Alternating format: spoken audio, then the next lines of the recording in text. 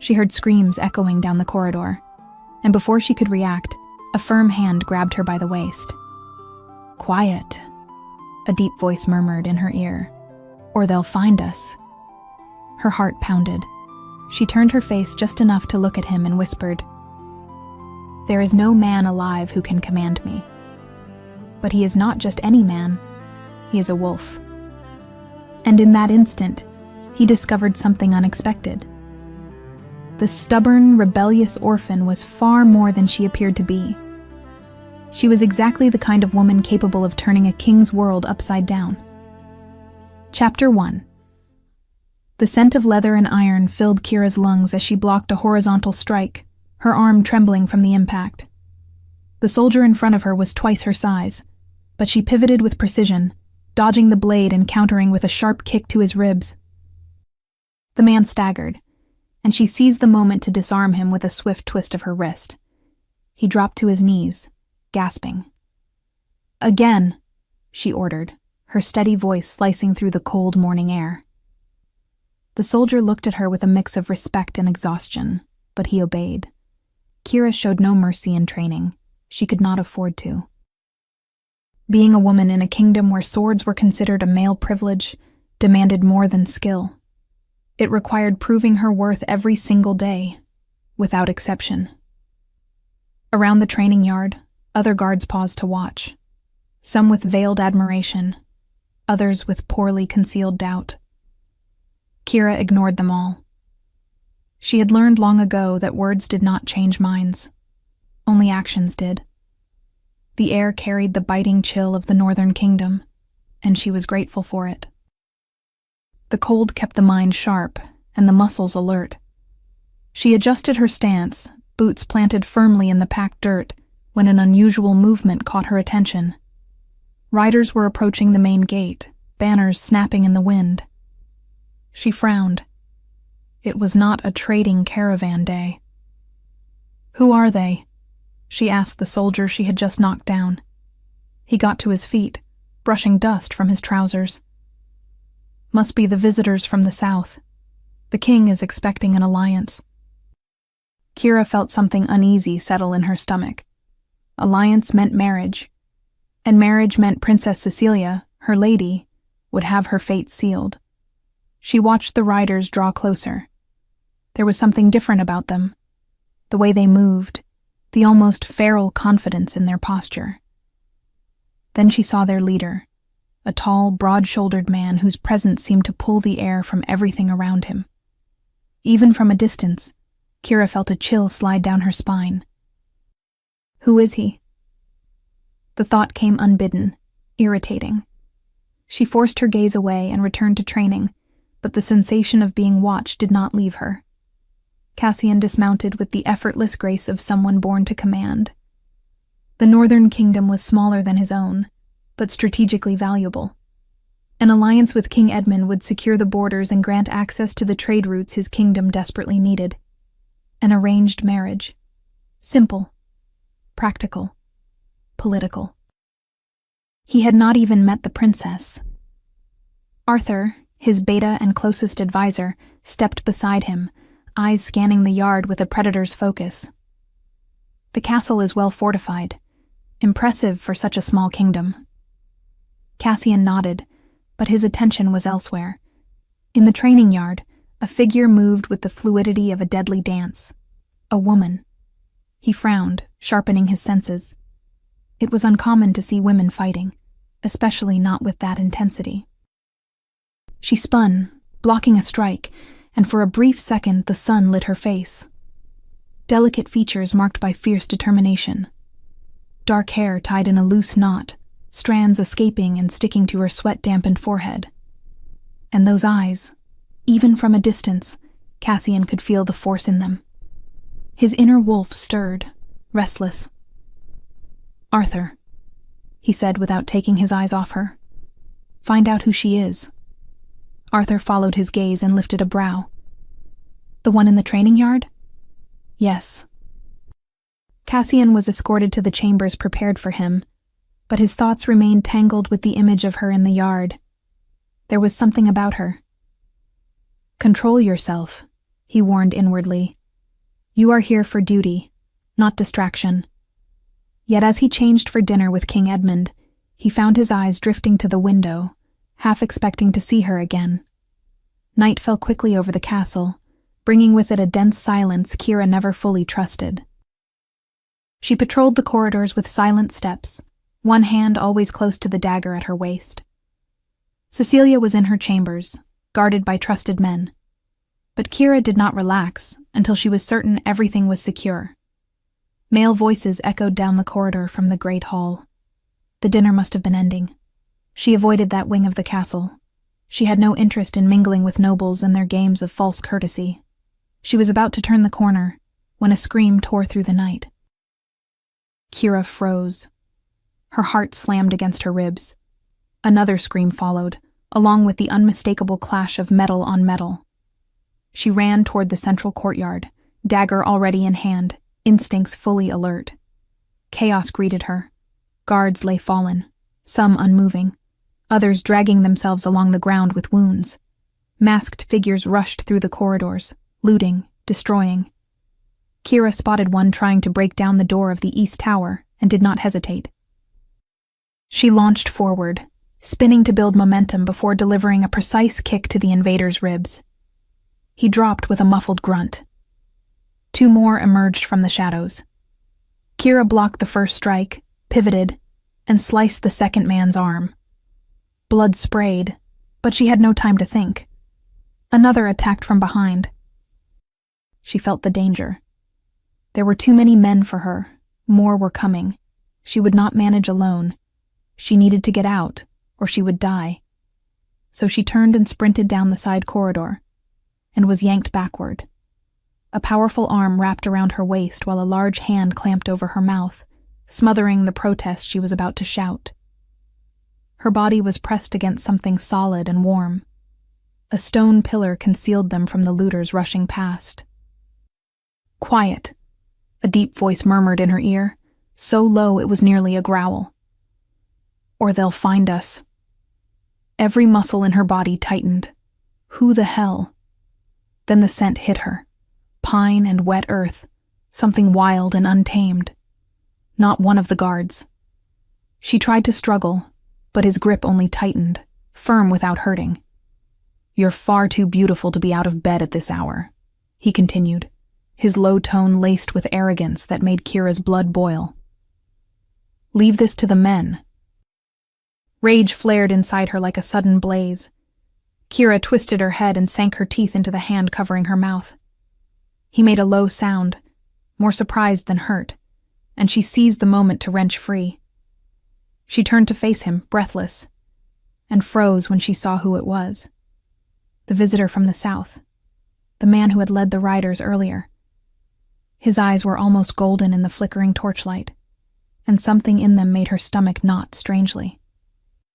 He was even more imposing up close, filling the space around them as though the world itself bent to his presence. There is no man alive who can command me, she hissed, each word dripping with defiance. Before he could respond, Kira stepped back and ran toward the fight. Cassian stood still for a second, watching her vanish into the chaos. Then a slow, dangerous smile curved his lips. You just met one, he thought in answer to her words, amusement dancing in his eyes. His inner wolf roared, demanding action. Cassian let the shift take over, bones rearranging, muscles expanding. In seconds, where a man had stood, there was now a massive wolf, fur black as night and eyes blazing with controlled fury. He threw himself into battle. The fight was brutal and swift. Cassian took down 3 looters before they could react, his jaws finding flesh with lethal precision. Arthur fought at his side in wolf form as well, directing the kingdom's guards to encircle the invaders. Cassian kept one eye on Kira throughout the battle. She fought like someone with nothing left to lose. Every movement calculated, efficient, deadly. She did not hesitate, did not retreat. She faced men twice her size with a courage that bordered on madness. Beautiful and dangerous, he thought, feeling something hot and primitive coil in his chest. When the last looter was captured, Cassian shifted back to human form, catching the tunic Arthur handed him. His breathing was still heavy, blood singing from the fight. Kira stood across the courtyard, wiping her bloodied blade on her clothes. She looked at him for a single second, only one, before turning away and disappearing into the castle shadows. Cassian smiled again. Very interesting. Morning brought answers that only raised more questions. Under interrogation, the looters had confessed. They had been hired. A group that had planned the attack with chilling precision, naming the person inside the castle who had provided information so they could enter undetected. Everything had been orchestrated with meticulous care. Too meticulous. This was certainly not a simple raid, Arthur murmured, eyes scanning the map of the castle spread across the table. Someone paid very well for this, and whoever it is, they are still free. I agree. Cassian crossed his arms, expression grim. The informant was identified, but he did not necessarily act alone. There could be more. Arthur nodded, already deciding. I will leave 10 of my men here. Discreet, loyal, experienced in this kind of work. They will reinforce the night watches, review all entrances and exits. He paused. And I will conduct a deeper investigation. I want to know who hired these men, and why the Northern Kingdom was the target. Will Edmund accept that? We will present it as diplomatic courtesy, Arthur replied with a faint smile. Small kingdom, vulnerable borders, any sensible king accepts reinforcement when it is offered respectfully. Cassian nodded. It was the right decision, even if his mind was already drifting elsewhere. He needed to meet Princess Cecilia today, fulfill his duty, move forward with the alliance. The meeting was arranged in the castle gardens. Cassian dressed in his finest attire, more out of protocol than desire, and followed Arthur to the appointed place. Princess Cecilia waited, smiling politely yet distantly. She was beautiful, without question. Blonde hair braided with silk ribbons, light eyes, flawless posture. Everything expected of a princess. Cassian stepped forward, about to greet her, and saw who stood beside her. His inner wolf erupted in warning, restlessness flooding every fiber of his being. The world seemed to slow. This time he felt everything, her scent in the air, his heartbeat quickening, irrational heat climbing his spine. No, it cannot be. But it was. Kira stared at him with those defiant eyes, barely concealed hatred glowing in them like embers. She stood rigid, defensive, as if expecting an attack at any moment. Cassian forced himself to look at Cecilia, but it was like trying to look away from the sun. Impossible. His gaze kept returning to Kira, hungry, desperate. Your Majesty, Cecilia said in a sweet, rehearsed voice. It is an honor to finally meet you. Cassian bowed automatically, but his attention remained entirely on the woman beside the princess. The honor is mine, Your Highness. He could not help himself. His gaze slid back to Kira, and this time he smiled, slow, provocative. And who is this companion? Kira said nothing. She only stared at him with that intensity that made his blood burn. Cecilia answered, her tone slightly tighter. This is Kira, my lady-in-waiting, and also my personal guard. Personal guard, of course. That explained the fighting skill, the constant alertness. Cassian inclined his head toward Kira, eyes never leaving hers. A pleasure, Kira. She did not respond. She only continued looking at him with that inexplicable hatred that, strangely, only fascinated him more. The meeting proceeded according to protocol. Cecilia spoke about the kingdom, about her expectations for the marriage, about how wonderful it would be to unite the two crowns. Cassian asked the proper questions, gave the expected answers, but his mind was elsewhere. Why is my wolf reacting like this? Why can I not stop looking at her? Each time he tried to focus on Cecilia, his gaze treacherously returned to Kira, and each time she shot him a look that promised violence. When the meeting ended, Cassian watched the two women walk away. Kira walked half a step behind the princess, one hand always near her weapon, eyes scanning the surroundings. Protective, loyal, fierce. He needed to know more about her. Kira wanted to claw out her own eyes. Or rather, she wanted to claw out his. That damned arrogant man who would not stop looking at her as if he could see through clothes, through skin, straight into her soul. "You're far too beautiful to be out of bed at this hour." His words still echoed in her mind, fueling the anger boiling in her veins. But the worst part was that something inside her had responded to his presence, something she could not control. When he had held her against that pillar, for 1 second, just one cursed second, she had not felt anger. She had felt heat. And that infuriated her even more. "He is handsome, is he not?" Cecilia remarked as they walked back to their chambers. Kira clenched her jaw. "I did not notice, Your Highness." Cecilia laughed softly, a sound that did not reach her eyes. "Liar, I saw the way you looked at him." With hatred, Kira wanted to shout. "I looked at him with pure hatred," but she said nothing. She simply kept walking, trying to ignore the irritating sensation that, even from afar, she could still feel his eyes on her. Chapter 2. Cassian could not sleep. He lay for hours staring at the ceiling of the luxurious chamber assigned to him, trying to understand what the hell was happening to him. His inner wolf would not settle, restless, demanding something Cassian could not name. Kira. Her name echoed in his mind like a war drum. When the gray light of dawn finally slipped into the room, he gave up on rest. He rose, dressed, and went in search of Arthur. He found his beta in the training yard, watching the guards with the meticulous focus that made him the best advisor Cassian could have. "Did you find out anything?" Cassian asked without preamble. Arthur did not seem surprised. He turned toward the king with an expression bordering on amusement. "About the woman you cannot get out of your head?" Cassian narrowed his eyes. "Watch your tongue." "Kira Ashford," Arthur began, ignoring the veiled threat. 24 years old. Orphaned at 12 when an epidemic took her parents. Taken in by the castle out of pity. She started as a servant, but at 15 she saved Princess Cecilia from an outlaw attack using nothing but a kitchen knife. Cassian raised his brows. 15. Since then, Arthur continued, the king allowed her to train with the guards. It caused quite an uproar at first, as you can imagine.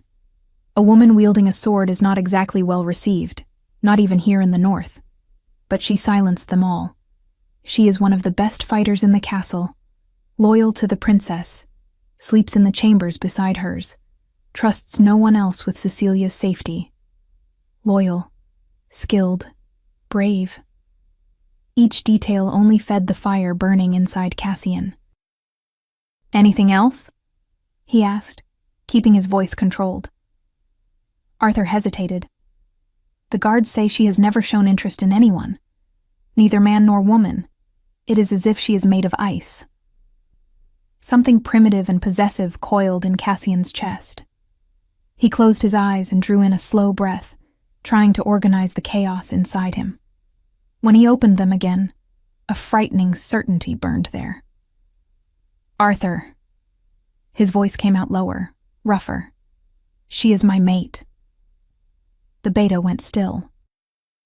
For a long moment, silence stretched between them. Then Arthur spoke carefully. "Are you certain?" "Completely." Cassian ran a hand through his hair, frustration evident in every gesture. "My wolf recognized her the second I saw her, and when I touched her..." He shook his head. "I have never felt anything like it. It is as if every fiber of my being is screaming that she belongs to me. But you are promised to the princess." "Do you think I do not know that?" Cassian turned on him, eyes blazing with barely contained emotion. Do you think I do not realize this is a disaster? That I am trapped between duty and this? Arthur was silent for a moment, processing. What are you going to do? I do not know. The admission hurt. Cassian always had a plan, always knew the next move. But now he was completely lost. I need to think. I need to find a way to cancel this marriage without provoking direct conflict with the kingdom. I cannot marry her now knowing that. Knowing that I cannot. I need to speak to my advisors and find a way to fix this. The beta nodded, unwavering loyalty written across his features. You know I stand with you, no matter what you decide. I know. Cassian placed a hand on his friend's shoulder. Thank you. But even as he spoke, his mind was already elsewhere, already on her. Kira splashed cold water on her face, trying to wash away the sleepless night. Her thoughts had been relentless, always circling back to that moment by the pillar, to his scent, to the way her body had responded. Pathetic. She hated herself for it, hated that he had managed to breach her defenses so easily. Kira? Cecilia's voice came from the adjoining room. Are you awake? Yes, Your Highness. Kira dried her face and stepped into the princess's chambers. Cecilia sat before her mirror, while a maid brushed her golden hair. She smiled at Kira, and this time the smile seemed genuine. I need you with me today, Cecilia said. I will be spending the day with King Cassian, getting to know him better. Kira's stomach tightened in a way she refused to examine. Of course. He is interesting, do you not think? Cecilia continued, eyes bright. Handsome, powerful, exactly the kind of husband any woman would wish for. Kira kept her expression neutral. If Your Highness says so. I will get ready, she said simply, retreating to her own chamber. She dressed carefully, leather trousers, dark tunic, boots that allowed silent movement. She secured her hair tightly, strapped on her weapons. When she returned, Cecilia was ready, wearing a blue gown that enhanced her pale eyes. They met Cassian in the gardens. He stood with his back to them, observing the rose bushes beginning to bloom despite the cold. When he turned and saw them, Kira felt the air leave her lungs.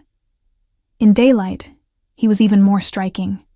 Strong jaw, eyes that shifted between gold and brown depending on the light, the way he carried himself with innate confidence. He looked first at Cecilia and bowed respectfully. Princess Cecilia, you look beautiful this morning. Thank you, Your Majesty. Cecilia curtsied gracefully, clearly pleased. Cassian's eyes flickered briefly to Kira, meeting hers for a single second before returning to Cecilia. But that second was enough to send Kira's heart racing. I thought we might walk through the gardens, Cecilia said, stepping closer and lightly touching his arm. Speak about the future. Of course. Cassian offered his arm, and Cecilia accepted it with a radiant smile. Kira followed 3 paces behind, as protocol dictated. She kept her attention on their surroundings, scanning for danger, but she could not help noticing the way Cassian carried himself, the tone of his voice when he answered Cecilia's questions. My father is very excited about our union, Cecilia said melodiously. He believes our kingdoms together will be unstoppable, a true power. Your father is a wise man, Cassian replied politely. And you, Your Majesty? Are you excited about our marriage? There was a pause. Just a moment of hesitation. But Kira noticed it. I believe strategic alliances are essential to the prosperity of any kingdom, he said, perfectly diplomatic and utterly hollow. Cecilia did not seem to notice, or chose not to. She continued speaking about plans for the ceremony, about how they would rule together, about the children they would have, and how they would be raised between the two realms. Cassian answered when required, but Kira could see the distraction in his eyes. He was present physically, but his mind was elsewhere. "It is none of your concern," she reminded herself firmly. "He is not your problem." But when they paused by the fountain, and Cecilia laughed at something Cassian said, touching his arm possessively, something uncomfortable twisted in Kira's stomach. Jealousy? No. Impossible. The walk continued like that for another hour, Cecilia speaking enthusiastically about their shared future, Cassian responding politely, but without real enthusiasm.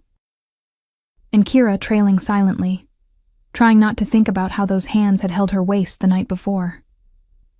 When they finally returned to the castle, Cecilia bid Cassian farewell with a graceful curtsy and a promising smile. "Until dinner, Your Majesty."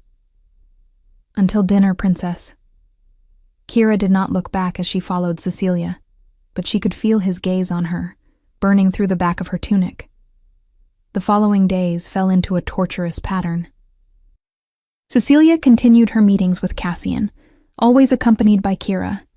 Conversations about the wedding, alliances, the glorious future they would build together.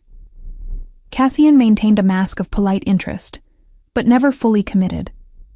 His answers were always vague, always diplomatic, always leaving room to retreat.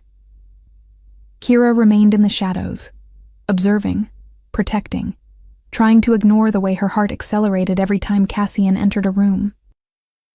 He did not look at her directly during those meetings. He kept his focus on Cecilia, as he should, but Kira could feel the tension radiating from him, the way his muscles tightened when she passed too close. It was a silent torture for them both. At night, Kira escaped to the stables. Checking on the horses became her excuse, her way of preserving her sanity. The scent of hay and leather, the soft sounds of the animals. It all helped calm her chaotic thoughts. But even there, she could not escape him completely. Her mind always returned to him.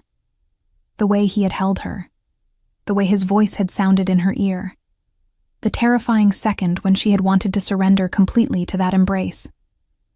"Stop," she ordered herself. "Just stop thinking about him."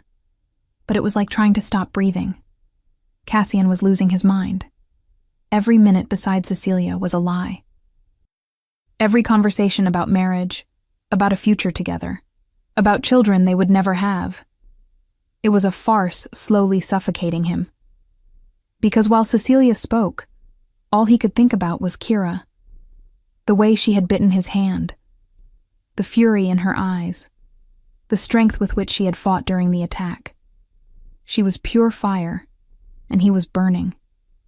Arthur found him in the library on the third night, after yet another endless dinner with Cecilia and King Edmund. "You need to make a decision soon," the beta said bluntly. "The princess is beginning to press for a date for the official announcement." Cassian closed the book he had been pretending to read. "I know. And I do not know, Arthur." Frustration bled into his voice. "How can I marry her when every fiber of my being is screaming for someone else?" "The mate bond is powerful," Arthur said carefully. "Stronger than politics, stronger than duty. But breaking a commitment like this could cause war," Cassian finished. "I know. Believe me, I know." Silence filled the library. Then Cassian rose abruptly. "I need to get out, ride, think." Arthur did not try to stop him. The forest surrounding the castle was dense and ancient, the trees forming such a thick canopy that little sunlight reached the ground. Cassian rode without direction, letting the stallion choose the path, needing only movement, fresh air, the illusion of freedom. His wolf was restless, clawing beneath his skin, demanding that he return, that he seek her out, that he claim what was his. "Control yourself," he commanded inwardly. "Just control yourself." The sound of running water caught his attention. A stream. He guided the horse that way, thinking perhaps cool water would help clear his mind. That was when he saw the other horse. The chestnut mare stood calmly at the bank, drinking. Cassian frowned, recognizing it as one of the castle's horses. Then he heard it. A soft splash. Movement. Cassian dismounted silently and walked toward the sound, curiosity piqued. He pushed aside a few branches and froze. Kira was in the stream. The water reached her waist, and she had removed her tunic, wearing only a thin shift that clung to her soaked body. Her dark hair was loose, floating around her like black silk. The sunbeams that pierced through the leaves struck her skin, making it glow like liquid gold.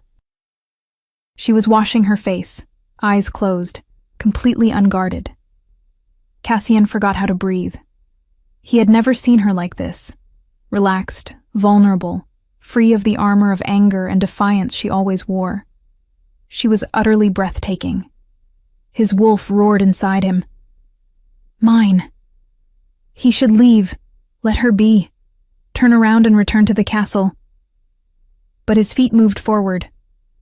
The branch snapping beneath his boot shattered the silence like a gunshot. Kira spun so fast water splashed around her, her hand instinctively going to where her dagger should have been, but was not. Her eyes locked with his, and Cassian saw the exact moment recognition struck her, followed by anger. You, she hissed, crossing her arms protectively over her chest. What the hell are you doing here? Cassian raised his hands in a placating gesture, unable to suppress the smile curving his lips. I could ask you the same. I was here first, she shot back, her face flushing. With anger or embarrassment, he was not sure. Leave.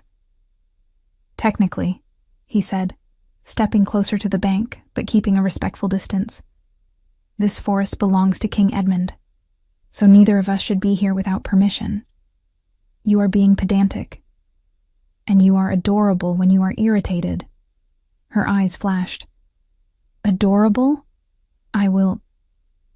Will do what? Cassian interrupted, tilting his head with the arrogance he knew infuriated her. You are unarmed, soaked, and I outweigh you by at least 30 pounds of muscle. Muscle means nothing when you know where to strike, she replied, though he could see the uncertainty in her eyes. She was nervous. Not of him physically. Cassian knew she did not fear a fight, but nervous of what he represented, of what stood between them. Do you often swim alone in the forest? He asked, shifting tactics. Does not seem very safe for the princess's personal guard.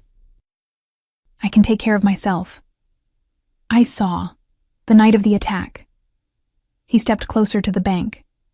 You fight well, better than most of my own guards. Kira studied him suspiciously. Why are you being kind? Can I not admire skill when I see it? Not when it comes from you. That made him laugh, a genuine sound that echoed through the forest. Do you truly hate me that much? Yes. But the answer came too fast, too desperate to be entirely true. Cassian tilted his head, eyes roaming her face. Liar. Get out of here, Kira demanded, though her voice trembled slightly. Now. Not until you leave the water. He crossed his arms deliberately, planting his feet. I will not leave you here alone and vulnerable. I do not need your protection. Perhaps not, but you will have it anyway. They stared at one another for a long moment, she in the water, he on the bank, the tension between them thick enough to slice. Finally, Kira made a frustrated sound and stepped out of the water. And Cassian made the mistake of looking. The wet shift clung to every curve of her body, outlining her narrow waist, her breasts, her thighs. Water droplets trailed down her golden skin, catching the sunlight. Her soaked hair fell in dark waves over her shoulders. She was a vision capable of undoing men. Stop looking at me like that, Kira hissed, grabbing her tunic and pulling it on quickly, though not before Cassian had memorized every detail. Like what? His voice came out rougher than intended. Like, she struggled for words. Like you have the right. Cassian stepped toward her, unable to restrain himself. And what if I told you I feel like I do? Then I would say you are insane. But she did not step back. Perhaps I am, he admitted, stopping only inches away. Close enough to smell her. Fresh water and something purely her. You are driving me insane. Stop, she whispered. But it did not sound like an order. It sounded like a plea. Stop what? Noticing you? Thinking about you every second of every day? Wanting... He shook his head. I cannot stop, Kira. Believe me, I have tried. She stared at him, eyes wide, vulnerable in a way he had never seen. You were going to marry Cecilia. I know. She is my princess. I know. So this, she gestured between them, her voice breaking, cannot happen. Cassian lifted his hand slowly, giving her every chance to pull away.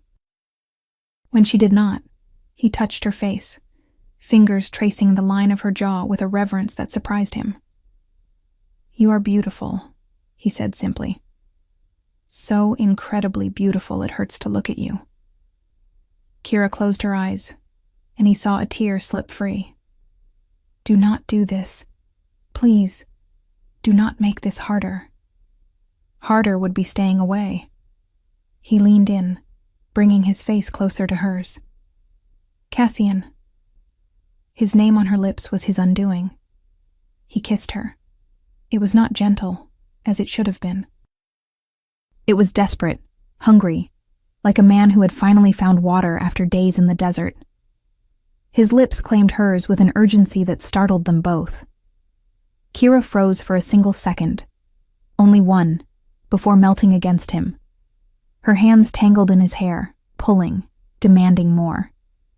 She kissed him back with the same ferocity with which she fought, fearless, unrestrained. Cassian pulled her against him, one hand at her waist, the other tangled in her damp hair.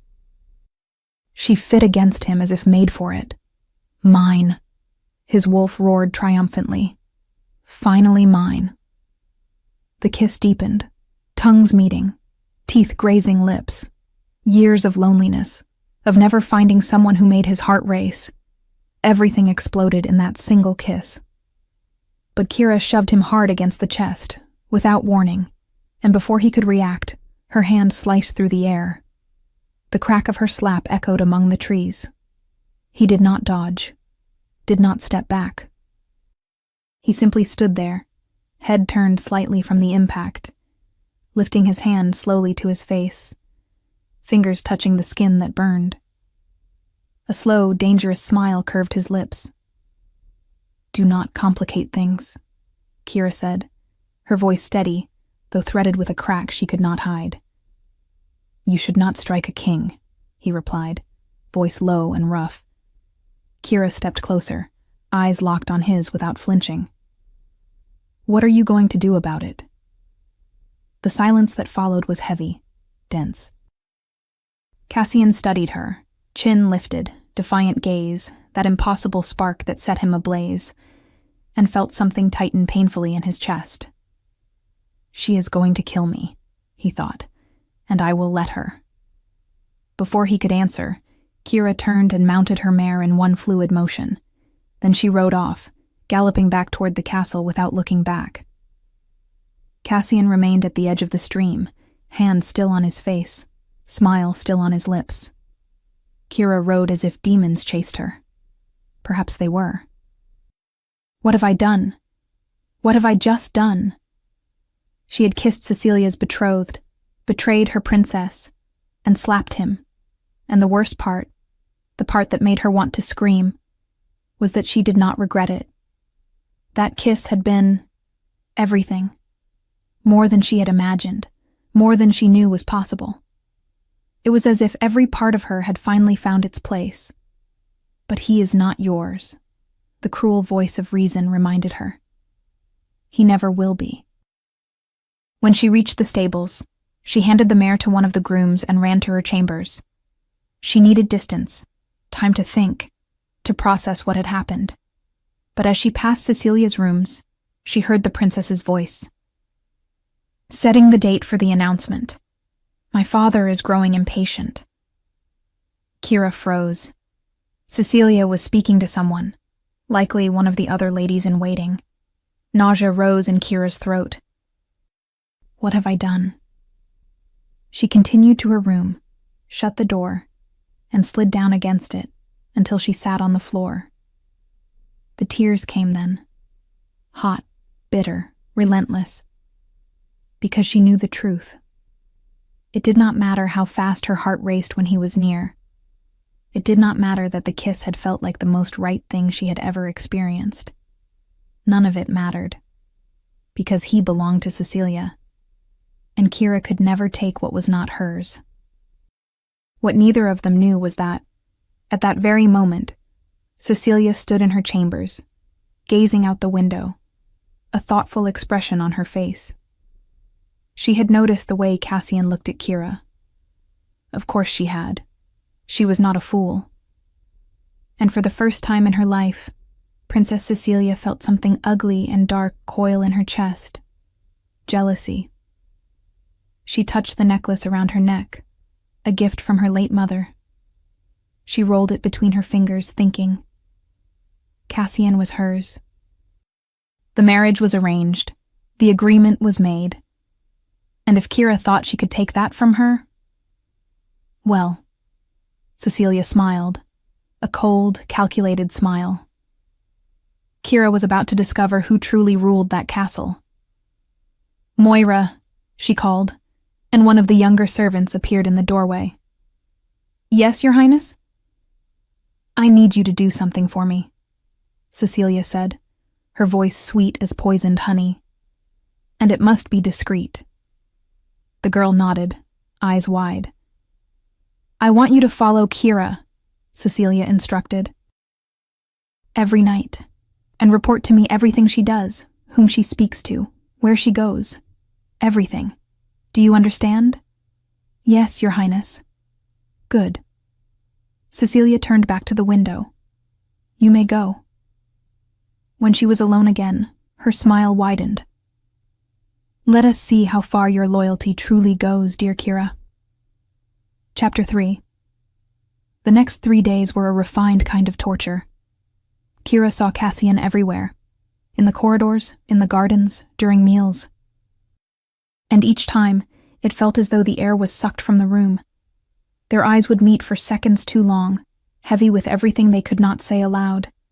She tried to keep her distance, but the castle seemed to have shrunk, conspiring to throw them together at every turn. Cecilia continued her endless conversations about the wedding, always with Kira nearby. She spoke of the ceremony, of the gown she would have made, of how wonderful it would be to rule beside a king as powerful as Cassian. And through it all, Kira could feel his gaze on her, burning, demanding. Stop looking at me, she begged silently. Please, just stop. But he never did. During dinner in the great hall, Kira stood at her usual post, back against the wall, watching. The high table was full. King Edmund, Cecilia, Cassian, Arthur, several advisors and nobles. Conversation flowed freely, fueled by wine and politics. Cecilia was particularly radiant that evening, dressed in green that enhanced her golden hair. She laughed at the nobles' jokes, touched Cassian's arm possessively, played the role of future queen to perfection. And Cassian was clearly uncomfortable. Kira saw the tension in his shoulders, the way his jaw tightened each time Cecilia touched him. He drank more wine than he should have, his eyes roaming the hall restlessly, until they found hers. The world slowed. Even with all that distance, even with so many people between them, Kira felt as if they were completely alone. His eyes said everything: hunger, frustration, need. I want you, they said. I cannot stop wanting you. Kira forced herself to look away, her heart pounding so hard she could barely breathe. She focused on checking the exits, on watching the guards, on anything other than those golden eyes promising impossible things. "Your Majesty," Cecilia's voice cut through her thoughts. "Are you listening to me?" Cassian blinked, turning his attention back to the princess. "Apologies. I was distracted." "Clearly," Cecilia said, and there was a hint of irritation in her voice she failed to fully conceal. "I was saying that my father suggested we officially announce our engagement at the next full moon. It would be a magnificent celebration." Silence. A heavy silence that stretched too long. "Is it not rather soon for such an announcement?" Cassian said carefully at last. "We are still getting to know one another." Cecilia's smile faltered. "Getting to know one another?" "Your Majesty, our marriage was arranged months ago. Getting to know each other is merely a formality." "An important formality," Cassian countered, and Kira could see frustration beginning to leak into his gestures. "I will not commit to a date until I am certain that—" "Certain of what?" Cecilia interrupted, her voice rising slightly. "What exactly must you be certain of, Your Majesty?" Everyone at the table had fallen silent, watching the exchange with poorly disguised interest. Cassian drew in a slow breath, clearly forcing himself to remain calm. "I simply need more time, Princess. That is all." Cecilia stared at him for a long moment, before forcing a smile that did not reach her eyes. "Of course." "As you wish." But Kira saw it. Saw the cold anger flash in the princess's eyes. Saw the way her fingers tightened around her wine glass, knuckles whitening. This is going to end badly. A dark premonition settled in Kira's stomach. Very badly. After dinner, when Cecilia finally dismissed her, Kira slipped away to the stables. They had become her sanctuary, the only place she could breathe without feeling the weight of judging eyes or Cassian's scent lingering in every corridor. She was brushing the mare when she heard the footsteps. She knew those steps now. The rhythm, the weight, the confidence with which they struck the ground. No, she thought desperately. Not now. But when she turned, there he was. Cassian standing at the stall entrance, eyes glinting in the dim torchlight, expression unreadable. "You need to stop following me," Kira said, but her voice was too weak to be convincing. "Then stop running." "I am not running. I am doing my job." Cassian stepped into the stall. Then another step. "Your job is tending horses at this hour of the night?" "My job is ensuring the castle is secure." Kira turned back to the mare, unable to face him. "Including the stables." "Kira." His voice was soft now, almost pleading. "Look at me. No. Please." Something in the way he said it broke her resistance. Kira turned slowly, and what she saw in his eyes made her heart tighten painfully. Vulnerability, confusion, raw need. "I cannot do this," he said simply. "I cannot pretend you do not exist. I cannot sit beside her and smile and plan a future I know is wrong." "Cassian," she began, but he lifted a hand. "Let me finish." He ran a hand through his hair, frustration evident in every motion. "Do you know what it feels like to have your body torn in two? To have half of you doing what it must while the other half is screaming that everything is wrong?" Kira knew. She knew far too well. "I know this is impossible," Cassian continued, stepping closer. "I know I have no right to ask anything of you, but I cannot stay away." "You have to," she whispered, tears threatening to spill. "We both do." "Why?" He was so close now she could feel the heat radiating from him. "Why must we deny this?" "Because you are going to marry Cecilia." "I do not want to." The silence that followed was deafening. Kira stared at him, stunned. "What did you say?" "You heard me." Determination burned in his eyes now, mingled with something that looked like desperation. "What if I refuse the marriage?" You cannot do that. Kira shook her head, panic rising. The alliance, the kingdoms, this could harm both realms and spark a war. Then let there be war, he said with a ferocity that made her shiver. You are insane. Yes. He cupped her face in his hands, forcing her to look at him. Completely, irrevocably insane. Perhaps I can cancel the marriage without causing war. I have sent a letter to my advisors. I am waiting for their response on how to handle this. But please, do not pull away from me. I will fix it.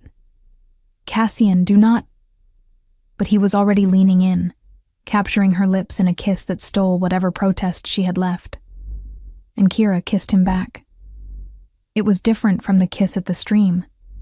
That one had been desperate, stolen, shocking.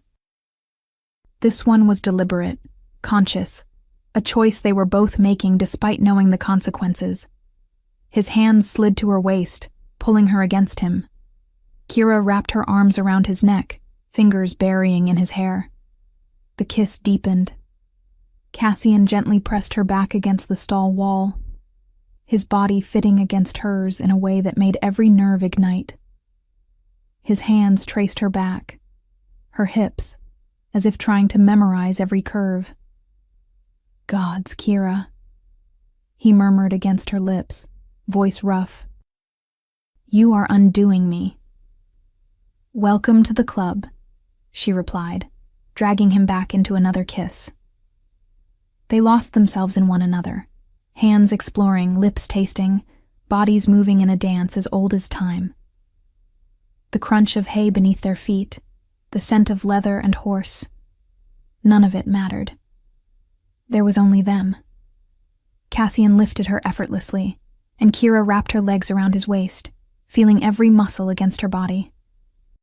He carried her to a darker corner of the stable where clean hay was piled. He laid her down with a gentleness that contrasted with the urgency of his kisses. He covered her body with his, and Kira arched into him, seeking more contact, more warmth, more of him. Tell me to stop, Cassian whispered against her neck, leaving a trail of burning kisses. Tell me, and I will.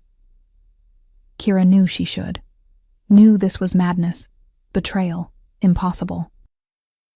But when she opened her mouth, what came out was, do not stop. Please, do not stop. Something dark and triumphant flashed in his eyes. Mine, he said, and it sounded like both a promise and a threat. You are mine. Wrong, the rational voice in her mind screamed. This is wrong. But when his lips found hers again, when his hands mapped fire across her skin, when he murmured her name, everything felt impossibly, perfectly right. They lost themselves in each other that night. Hands discovering, lips exploring, bodies joining in a way that felt inevitable. It was not only physical, it was as though something deeper was connecting, something primal and essential. Mate, something whispered in Kira's mind, but she pushed the thought away. Impossible. Mates were rare, legendary. It could not be. But when Cassian held her afterward, both of them slick with sweat and sated, when he kissed her forehead with a tenderness that made her chest ache, Kira knew. She was completely, irrevocably lost. What neither of them saw was the small figure hidden in the shadows. Moira, the young servant, was pressed against the outer wall of the stable, eyes wide, hand covering her mouth to stifle any sound. She had followed Kira as Princess Cecilia had ordered, every night for a week. And finally she had something to report. The princess will want to know this, she thought, a nervous smile curving her lips. Silent as a shadow, Moira slipped away from the stable and ran back to the castle. Cecilia was brushing her hair when the urgent knock came at the door. Enter, she called without turning. Moira stepped inside, breathless, cheeks flushed. Your Highness, I saw. Cecilia set the brush down slowly, meeting the girl's eyes through the mirror. "So what, exactly?" "Kira and King Cassian." Moira swallowed hard. "In the stable. They were together." For a long moment, Cecilia did not move, did not speak. She simply stared at her own reflection, expression carefully neutral. Then, slowly, a cold smile curved her lips. "Together," she repeated softly. "In what way, precisely?" Moira flushed deeper. They kissed. And more. Much more, Your Highness." "I see." Cecilia turned in her chair, facing the servant directly. "Are you absolutely certain of what you saw?" "Yes, Your Highness. I saw everything." "Excellent." Cecilia rose and walked slowly to the window. Outside, the full moon cast the castle in silver light. "You did very well to tell me, Moira. Very well indeed." "Thank you, Your Highness." "You may go." "And Moira?" Cecilia glanced over her shoulder. "Not a word of this to anyone. Do you understand?" "Yes, Your Highness." When the door closed, Cecilia turned her attention back to the night beyond the glass. So this is how it will be, she thought, rage simmering like lava beneath a calm surface. Her hands curled into tight fists. Kira had always been loyal. Always. Ever since Cecilia had lifted her from a life of servitude. Servant. That is what she was. That is what she would always be, if not for Cecilia's kindness. Without it, Kira would still have her hands in dirty water washing dishes. And this was how she repaid her? A bitter, silent laugh formed in the princess's chest. She had always known deep down that something was off about Kira. That loyalty almost too perfect. That direct gaze that never lowered as it should. That presence that filled any room she entered. People looked at Kira. They always looked. And Cecilia had always pretended not to notice. The truth was, she had never liked it. Never liked the way the guards respected her, how servants whispered her name with admiration, how even her own father sometimes praised her in Cecilia's presence. Who does she think she is? No one. That was it. No one. An orphan who swept corridors until the day Cecilia, out of pure pity, chose to give her something better. If not for that, Kira would still be scrubbing floors. And she stole her man as thanks. No, Cecilia decided, determination hardening into something cold and sharp. This will not happen. Cassian was hers. The marriage was hers. The glorious future as queen was hers. And if Kira thought she could take that from her, well, Kira was about to learn a very painful lesson about gratitude. Cecilia walked to her desk and opened a hidden drawer. From it she took a small glass vial filled with a clear liquid. Scent-erasing potion. Purchased from a healer in the mountains months earlier. Purely as a precaution. Cecilia had never thought she would actually need to use it. But now, she smiled, rolling the vial between her fingers. Now I have the perfect use for it. Plans began to form in her mind. Vengeful plans that would ensure Kira paid for her betrayal. And as for Cassian, well, he too needed to learn. Needed to understand that one does not break a promise to a princess. Cecilia glanced at the calendar on the wall. The full moon would be in 3 days. Perfect, she thought. Enough time. She summoned another servant. Older, more loyal, more willing to do what was necessary. "Marta," Cecilia said when the woman entered. "I need a favor that requires absolute discretion." Marta inclined her head. "Anything for your highness." "Good." Cecilia handed her the vial. "I know a healer in the mountains. I need you to go to her tomorrow at dawn. Take this." She wrote something on a piece of parchment. "And ask for exactly what is written here." Marta took the parchment and the vial without question. "It will be done, Your Highness." "And Marta?" Cecilia smiled, though there was no warmth in it. If anyone finds out, I will deny everything, and you will bear the consequences alone. Do you understand?" The servant paled but nodded. "I understand, Your Highness." "Excellent. You may go." When she was alone again, Cecilia returned to the window, staring toward the stable in the distance. "Enjoy it while you can, Kira," she thought, cold fury settling in her chest, "because this is far from over." In the stable, completely unaware of the danger approaching, Cassian and Kira remained entwined in the hay. "What are you thinking about?" Cassian asked softly, tracing lazy patterns along her arm. Kira was silent for a moment. "About how this will destroy us. About how I cannot regret it. About how I have never felt so complete and so terrified at the same time." But what she said was about how everything became so complicated. Cassian pulled her closer. "I will fix it. I promise." "How?" She turned to face him. "How are you going to fix something like this?" "I am waiting for my advisor's response so I can handle this in the best possible way, with the least damage," he admitted. "And I will speak to King Edmund. I will explain." "Explain what?" Kira sat up abruptly. "That you no longer wish to marry his daughter?" "Not exactly." Cassian sat up as well, cupping her face in his hands. "Because I have found my mate." Kira's world stopped. "What did you say?" "You are my mate, Kira." His eyes shone with absolute certainty. "My wolf recognized you the second I saw you, and I have spent these days trying to deny it, trying to ignore it, but I cannot anymore."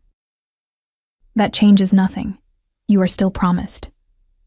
"But I do not have to be." Urgency sharpened his voice. "I can break the agreement. I can... and cause conflict between the kingdoms and Princess Cecilia. I should never have done this." Kira shook her head. "I will not let you do that." "Kira." "No." She rose, beginning to dress.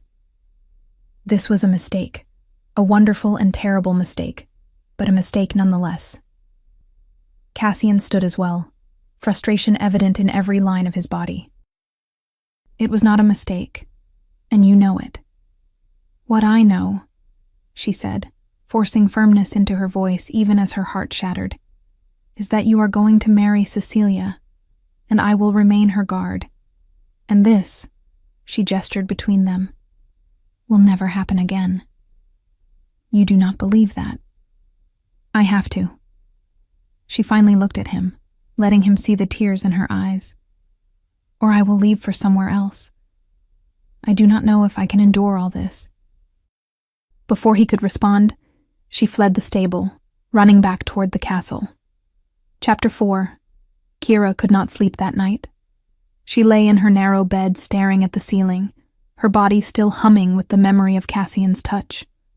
Her lips still tingled. Her skin still burned where his hands had traced paths of fire. Mate. The word echoed in her mind like a funeral bell. She knew what it meant.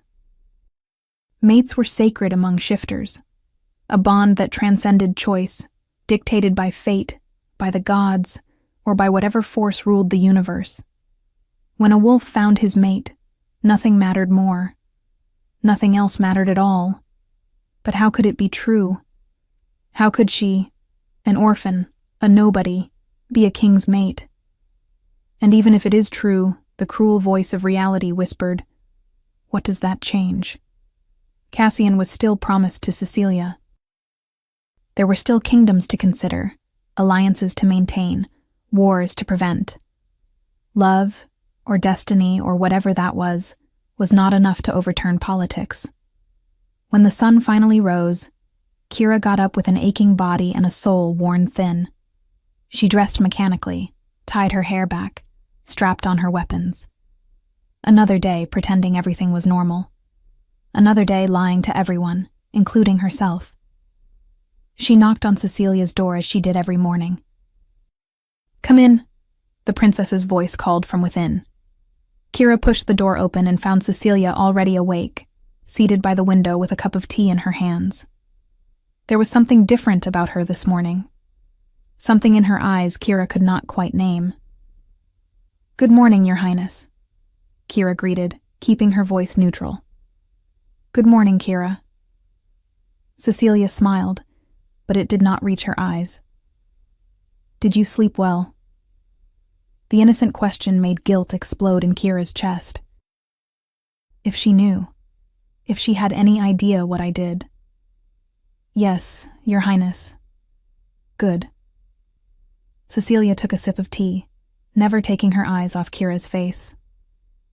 "You know, Kira, you have seemed so overworked lately. I have been taking up far too much of your time. I want you to take the entire day for yourself. Relax. Go for a ride or something." "But who will protect you?" "The castle guards will be sufficient for a day." Cecilia's tone was final. "That is an order, Kira." Kira hesitated, then nodded. "As you wish, Your Highness." When she left the chambers, the sense that something was wrong only grew, but she could not pinpoint what. Cassian woke with the sun on his face and absolute certainty burning in his chest. Enough. Enough pretending. Enough trying to do what was expected when every fiber of his being screamed that it was wrong. He dressed quickly and went to find Arthur. He found his beta in the training yard, supervising the guards as always. When Arthur saw the expression on Cassian's face, he dismissed the men at once. "What happened?" he asked as soon as they were alone. "I am ending the engagement." Arthur closed his eyes briefly. "Are you sure?" "Completely."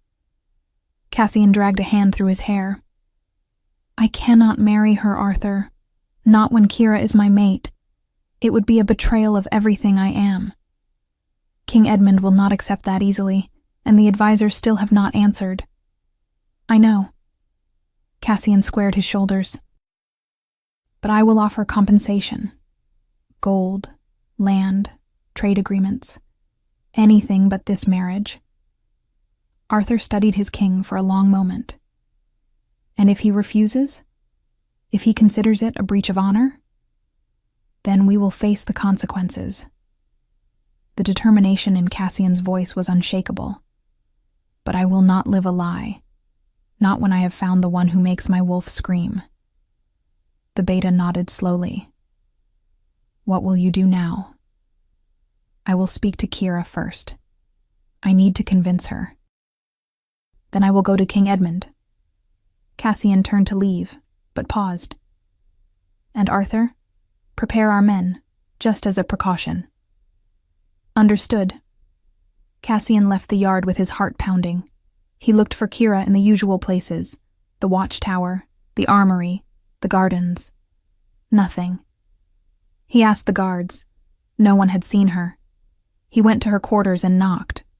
No answer. Unease began to take shape in his chest. He focused his senses, trying to catch her scent, that unique fragrance that was purely her. Nothing. It was as if she had simply vanished. No, he thought, panic beginning to rise. No, she cannot have left. But the more he searched, the more desperate he became.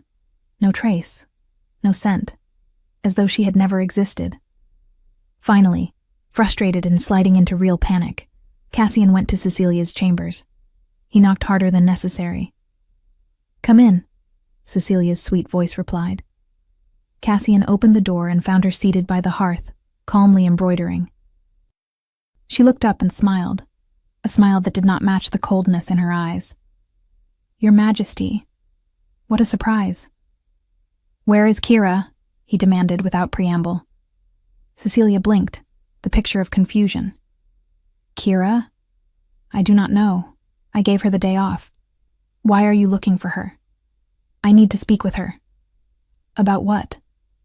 Cecilia's voice was too casual, too carefully measured. Cassian studied her. "I need her help," he said, his voice calmer than he felt.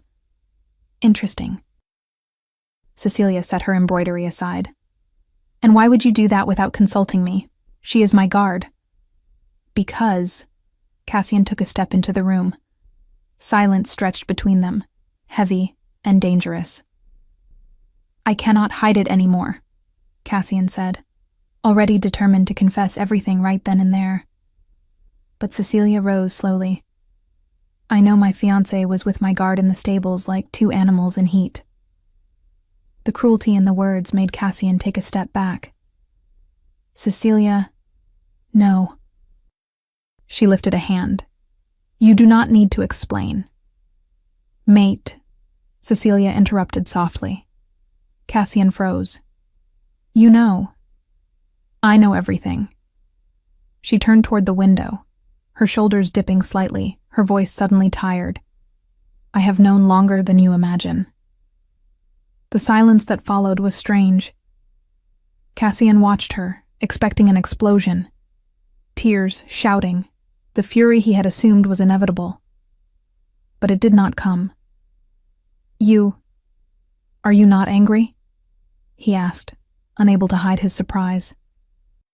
Cecilia let out a quiet laugh, humorless. "I am exhausted, Your Majesty. There is a difference." She turned back, and there was something in her eyes he could not fully name. "I cannot fight destiny, and I cannot force a man to love me when his heart belongs to someone else." Cassian opened his mouth, but she continued before he could speak. "You did what you had to do. She did too." Cecilia walked to the side table with calm, almost mechanical steps. "All that is left for me is to accept it." "Cecilia, you do not need to say anything else." She picked up a pitcher of wine, her hands perfectly steady. "In fact..." She poured 2 cups with the excessive care of someone who needed her hands occupied. "I would like to toast to what you found in each other." Cassian frowned. "You do not have to." "I do." She turned, offering him a cup with a small smile that looked too genuine to question. "Let me at least have this. One last gesture of dignity." He hesitated. Something in his mind whispered danger. But it was Cecilia. She was accepting it. She seemed at peace. "All right," he said, taking the cup. Cecilia lifted hers. "To Kira, then, and to brave choices." They clinked their cups. They drank. The wine was exquisite, rich, full-bodied, with a faint hint of spice. Cassian took several swallows, feeling warmth spread through his chest. "Thank you," he said, genuinely relieved. "I did not expect you to understand like this." "Sometimes I surprise even myself." Cecilia set her cup down and smiled again. "You may go, Your Majesty. Find her." Cassian nodded, already turning on his heel, his thoughts rushing back to Kira. He did not see Cecilia's smile vanish the moment the door closed. But as he walked the corridors, Cassian felt something strange begin to happen. His mind grew hazy. The thoughts of Kira that had been crystal clear and urgent began to thin, like ink dissolving in water. He shook his head, trying to clear it, but it only worsened. What is happening? Then he saw Cecilia at the end of the corridor speaking with a servant. Sunlight struck her golden hair, making it shine. She turned and smiled at him, and something warm coiled in Cassian's chest. She is beautiful, he thought. And then he stopped, confused. Wait. What? But the thought persisted. Cecilia was beautiful, and kind, and patient. She had understood his confusion, had not judged him. She would make a good wife. Cassian narrowed his eyes. Something was wrong, something very wrong, but he could not name it. The next days became a strange blur. Cassian found himself agreeing to things he knew he did not want, smiling when Cecilia touched his arm, making plans for the wedding as if it were the most natural thing in the world. And the most frightening part? It felt right. Kira. Who was Kira again? Oh yes, the guard. Pretty, certainly, but not important. Not like Cecilia.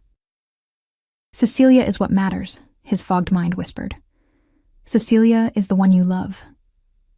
But somewhere deep, very deep, a part of Cassian screamed that this was wrong, that he was forgetting something crucial. Someone crucial. Dark eyes, hair like silk, a defiant smile. Who? The image dissolved before he could hold on to it. Kira woke in darkness.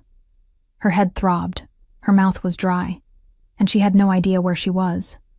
She tried to move and discovered her hands were bound behind her back. Panic exploded in her chest. What happened? Where am I? She blinked, trying to adjust to the dark. Slowly, shapes formed. Stone walls, iron bars, a small opening in the ceiling where a thin thread of light seeped through. A dungeon. Memory returned in fragments. She had gone to the stables as Cecilia suggested, to relax. But when she arrived, guards she did not recognize were waiting. Before she could react, something covered her face. A cloth soaked in some substance that made her black out almost instantly. And then, nothing. Until now. Cecilia, the realization hit like a punch. Cecilia did this, did she? Unless she found out. It cannot be. Cecilia would never forgive betrayal. "Let me out!" she shouted, her voice echoing against the stone. Only silence answered. Kira tugged at the ropes binding her wrists, but they were too tight. Whoever had tied her up knew exactly what they were doing. How long have I been here? Hours? Days? She had no idea. Arthur knew something was wrong. In all the years he had served Cassian, he had never seen him act like this. Distracted was normal when the king was planning strategy. But this was different. Cassian seemed hollow, as if something vital had been ripped from him, leaving only the shell behind. He agreed with everything Cecilia said, smiled when she touched his arm, made wedding plans without hesitation, and never, not once, mentioned Kira. His mate, Arthur thought with rising alarm. How can he simply ignore it all when he was so determined, when that day he even asked me to prepare the royal guard for a possible confrontation? How did he change his mind so quickly? Arthur had confronted Cassian twice, asking about Kira, about the plan to break the engagement. Cassian only looked at him in confusion. Break the engagement? Why would I do that? Cecilia is perfect. The word had come out mechanical, programmed. Arthur recognized magic when he saw it, and this had magic written all over it. He began to investigate quietly. He questioned servants, guards, anyone who might have information. That was how he learned about Marta, the servant who had gone to the mountains to fetch something for the princess. And when Arthur pressed her, threatening to expose her to the king, she broke. Love potion, she confessed, trembling. The princess sent me to get it from the healer, and a lotion, to erase scents. Arthur's blood ran cold. When? 5 days ago. 5 days. Exactly when Cassian's behavior had changed. Where is Kira? Arthur demanded, gripping the woman by the shoulders. I do not know, Marta sobbed. I swear I do not. The princess did not tell me everything. Arthur released her, mind racing. Scent erasing lotion. That was why Kira's scent had vanished. That was why she had simply disappeared. But where would the princess hide her? He began to search, quietly, methodically. He checked every empty room, every abandoned tower. Nothing. But he did manage to learn the way to the dungeons, a part of the castle rarely used, reserved only for the worst criminals. and that was where he found her. Kira was curled in the corner of the cell, wrists bloodied, face pale. When she heard footsteps, she lifted her head, eyes shining with a mix of hope and fear. "Arthur?" Her voice was hoarse from screaming. "Gods," Arthur murmured, already working the lock. "Kira, what happened?" "Cecilia," she said simply. "I think I ended up here on her orders. I think she found out everything." Kira closed her eyes, tears finally spilling free. "And Cassian did not come. He used me." "No, Kira, please do not think that." Arthur spoke quickly as he opened the door. "He is under the effects of a love potion. Cecilia bewitched him. He is not in his right mind." Kira's eyes widened. "A potion? But how?" "I am not sure, but we have to break the spell." Arthur stepped into the cell and began untying her wrists. "And for that, we need you." "Me?" Kira stared at her injured hands as they were finally freed. "How can I help?" "You are his mate," Arthur said simply. "If anything can break this, it is the bond between you." Kira wanted to believe it. But after 5 days alone in the dark, her faith was frayed. Chapter 5. Arthur took Kira to his own quarters, a calculated risk, but a necessary one. She was too weak, too injured to be seen in the main corridors. "Eat," he ordered, setting bread, cheese, and fresh water in front of her. "You need to clean up too," Arthur said, already preparing a basin of warm water. "And change your clothes." "Why are you helping me?" Kira asked suddenly. "You're his beta. You should be on Cassian's side." "I am on Cassian's side," Arthur corrected, handing her a clean cloth. "And that's why I know he would never choose Cecilia of his own free will. I know my king. I know when he's himself and when—" He shook his head. "When he's being controlled." Kira wiped her face, her hands trembling. "How are we going to break the potion?" "I have a plan," Arthur said, his voice low and measured. Kira stared at him, anxious. "We need to find a way to get you alone with him, without anyone noticing. If Cassian catches your scent, maybe he'll be able to feel it, even if he's weak, if you're close enough. There's a chance something will wake up. The bond might speak louder than the potion." She swallowed hard. "After that, I'll intercept him. A few days ago I received our advisor's reply. I'll show him the letter. He might not believe your words, but he'll recognize the royal seal." Arthur drew a deep breath. "I'm going to tell him everything to reinforce whatever you say. I hope it works." Cassian was in the gardens with Cecilia, discussing floral arrangements for the wedding. Wedding. The word sounded right inside his foggy mind. "I'm going to marry Cecilia. She's perfect, beautiful, kind." But something bothered him at the edges of his awareness. Like a mosquito he couldn't swat away. There was someone else. Someone important. Someone who... The image dissolved before he could grab it. "Your Majesty?" Cecilia's voice pulled him back. "Are you listening to me?" "Yes, sorry." Cassian shook his head. "I was just... thinking." "About what?" Cecilia touched his arm, her fingers tightening slightly. "I don't know." And it was true. He truly didn't know. Cecilia smiled, that sweet smile that lately felt so... fake? No. Impossible. Cecilia was sincere. She was what? Cassian pressed his fingers to his temples. His head was starting to ache. "Perhaps you should rest," Cecilia suggested, concern coloring her voice. "You've been so distracted." "Maybe." Cassian answered quietly, almost automatically, as if the word had been placed in his mouth by someone else. Cecilia smiled, satisfied, as if she were guiding a well-trained animal by an invisible leash. He walked, heading toward his room. His footsteps echoed in the empty corridor. Torchlight flickered, and the castle seemed to hold its breath. But then, a hand came out of nowhere and clamped over his mouth.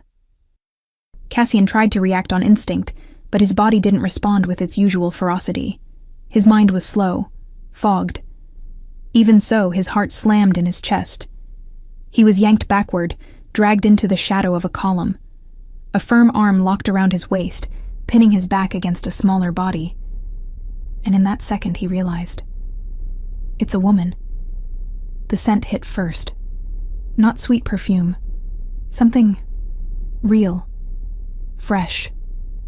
Wet earth. A smell that made some part of him, a part buried, smothered, jolt awake like a startled animal.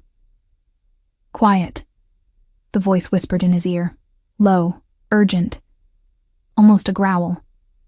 Cassian froze. The words cut through the fog in his mind like a blade. Quiet, or they'll find us. His body recognized it, the tone, the texture, the feeling of that arm around his waist. And for one absurd instant, Cassian didn't fight. Not because he was weak, but because something inside him wanted to let go. The hand lifted slowly from his mouth, not like someone releasing a hostage, but like someone offering a choice. And Cassian, still confused, followed. He was led down a side corridor, through narrower passages, through a door that creaked softly. The woman moved like a shadow, fast, sure-footed, like someone who knew the castle from the inside out. When they entered a small, empty room, it felt as though the sound of the world stayed outside. The door closed. Cassian turned, and the air vanished from his lungs.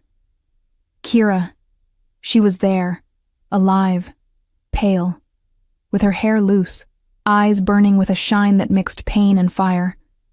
Her wrists were still marked, as if they'd been crushed by rope. Kira? The name slipped out without permission, heavy, strange, like a memory forcing its way back.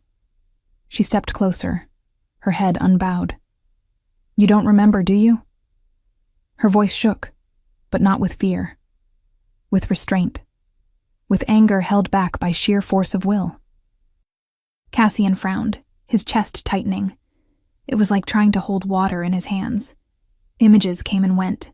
A stream, a kiss, hay, a slap, and the fog swallowed everything before he could make sense of it. I don't... He lifted a hand to his temple. What's happening to me? Kira took a deep breath, as if every word were a blow she had to endure. She bewitched you. Her voice came out low, deadly. Princess Cecilia put a love potion in you, and she locked me in the dungeon for 5 days. Cassian took a step back. That's true. She cut him off, her eyes blazing. And I'm going to prove it. She moved one step closer, and Cassian caught her scent clearly. It was like taking a punch to the chest. The fog wavered. The wolf inside him stirred, restless, as if it recognized something the man had been forced to forget. Kira lifted her hand slowly. Not to strike, to touch his face. And that simple gesture felt dangerous, intimate, forbidden. Look at me, Cassian. Her voice broke into a thin thread. Please, just look. He looked, and something cracked inside him, like ice splitting.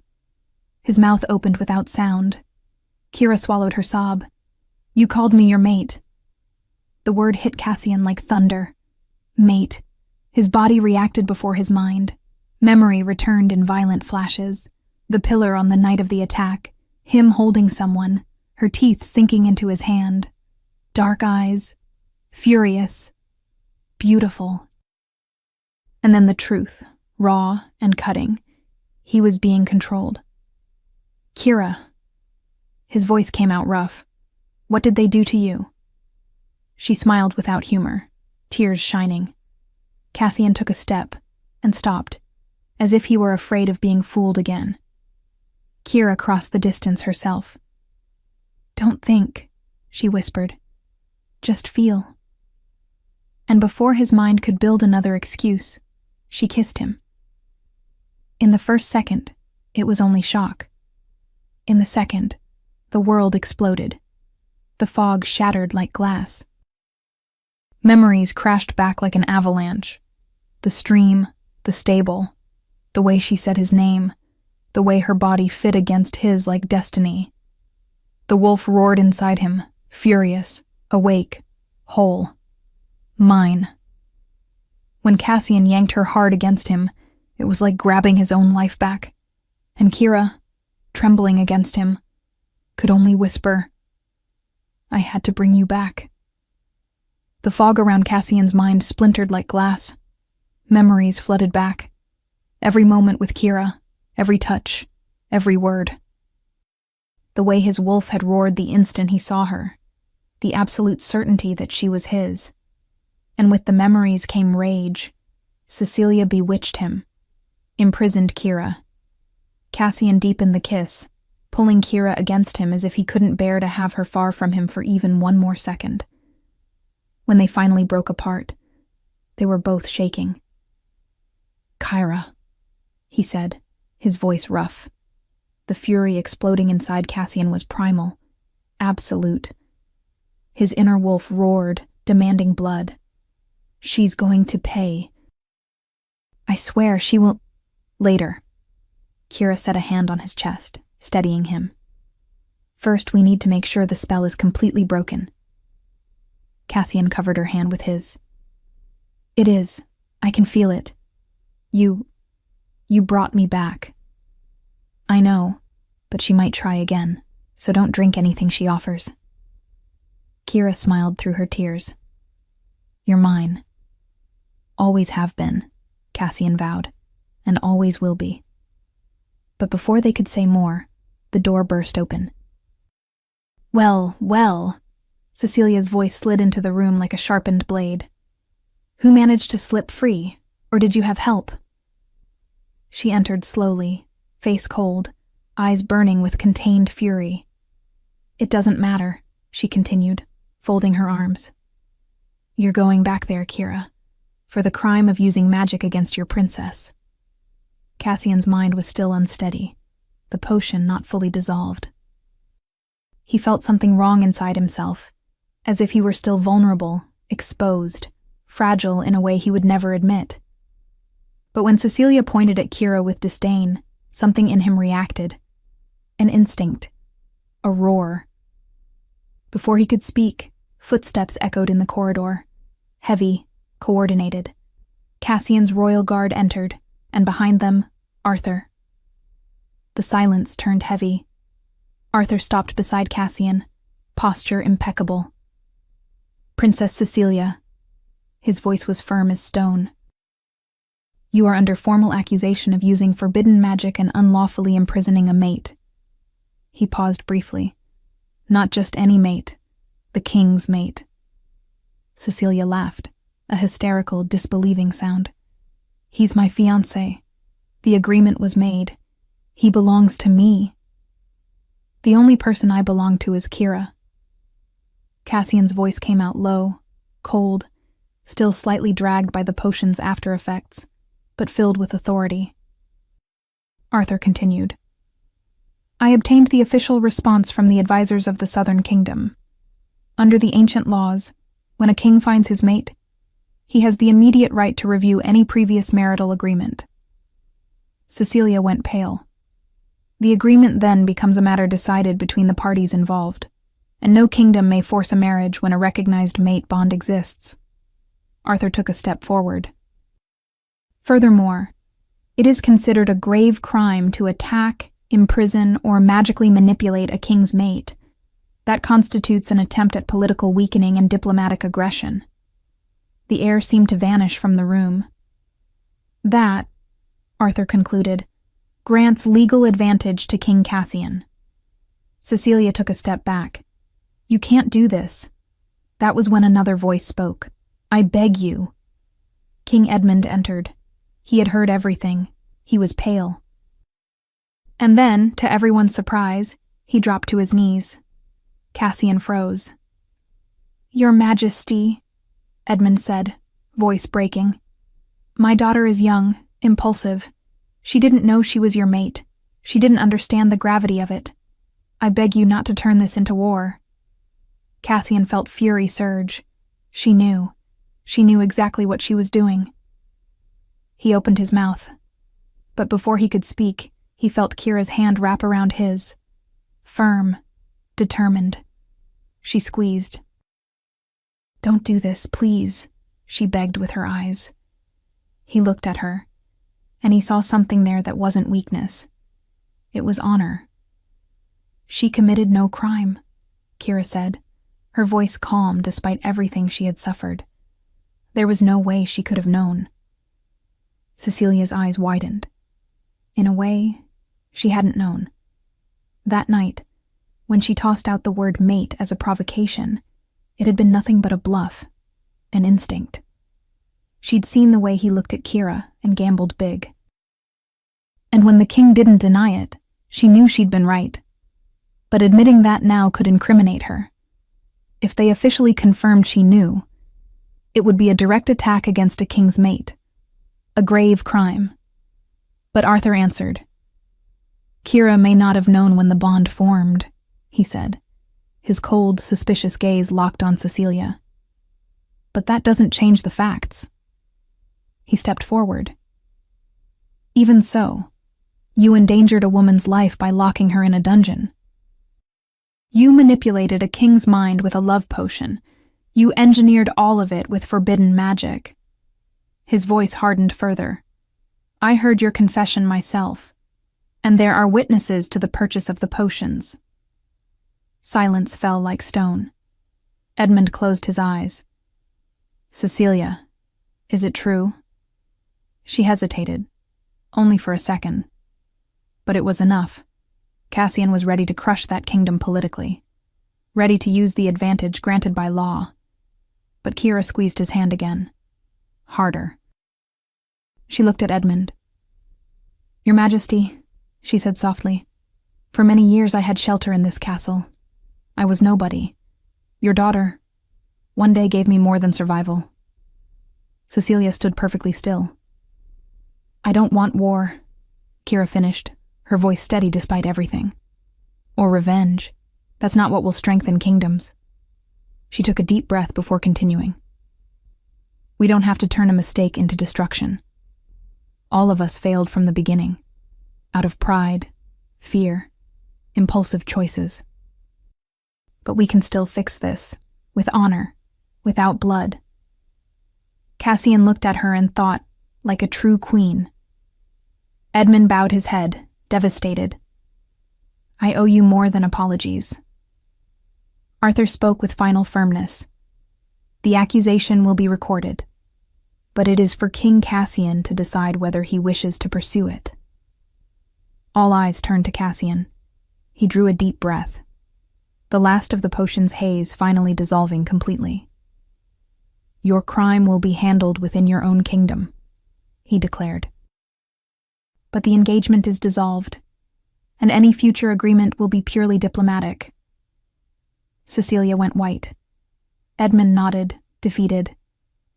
Thank you for your mercy.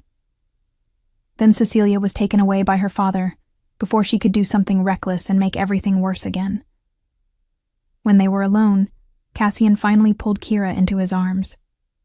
It's over, he murmured into her hair. It's finally over. What happens now? Kira asked. Cassian leaned back, looking her in the eyes. Now you come with me, to my kingdom.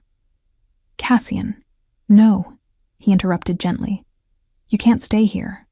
And His voice dropped lower, more intense. I can't stay away from you. Kira bit her lip. I'm only a guard. You're my mate, Cassian corrected. And in my kingdom, that means you're my queen. Queen? Kira let out an incredulous laugh. Cassian, I don't know how to be a queen. You just proved you do. He moved a little closer, warm eyes fixed on hers. You have honor. You have wisdom. You have the courage to choose peace when it would have been easier to choose revenge. His mouth curved into a teasing half-smile. And you're good with knives, and you have the best kiss in the world. Kira rolled her eyes, but a blush was already rising in her cheeks. Say yes, Kira. Come with me. Stand by my side. Be my queen. Tears shimmered in her eyes again, but this time they were tears of happiness. The journey to Cassian's kingdom took a week.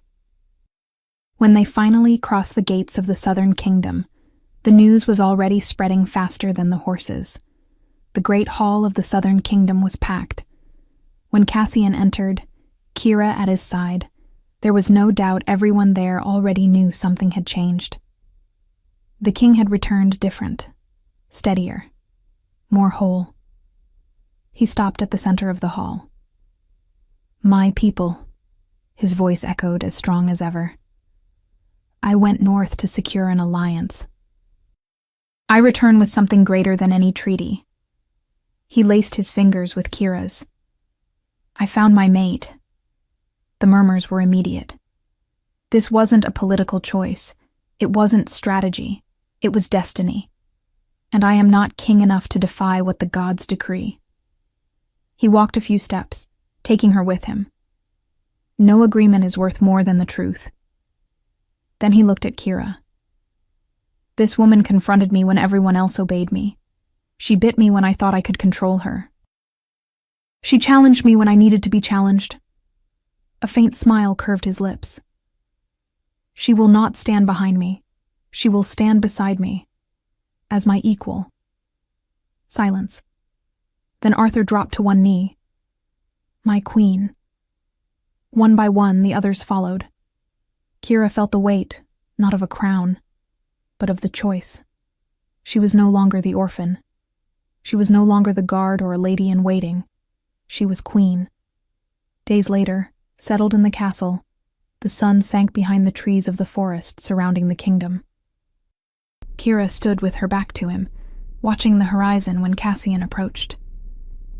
Remember, he said quietly, the day you told me there was no man alive who could command you? She turned her head slowly, a smile forming. I remember.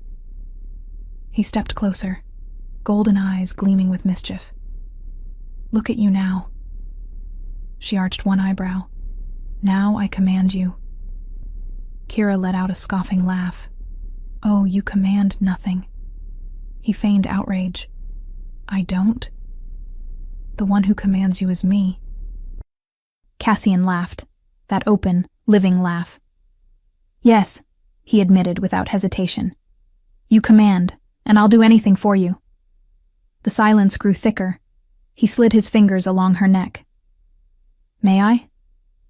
Kira tilted her head to the side, offering her neck without fear. You may. His eyes turned gold. The wolf stirred beneath his skin. When he marked her skin, it wasn't violence. It was choice. It was union. The bond completed. She breathed in against his chest, feeling the strength, the warmth, the certainty. He leaned to her ear and murmured, Here's the man who marked you. Kira narrowed her eyes. And now he commands you. She shoved him. You did not just say that. Cassian was already stepping away, laughing. I did. Kira chased him into the clearing, her cloak flying behind her. Get back here, Alpha King. And as he ran through the forest like a man who had just won the greatest battle of his life, and still knew he would lose every future argument, her laughter echoed between the trees. Because in the end, he could be king of an entire kingdom, but she was queen of his heart, and there, among trees, laughter, and promises, they were finally free.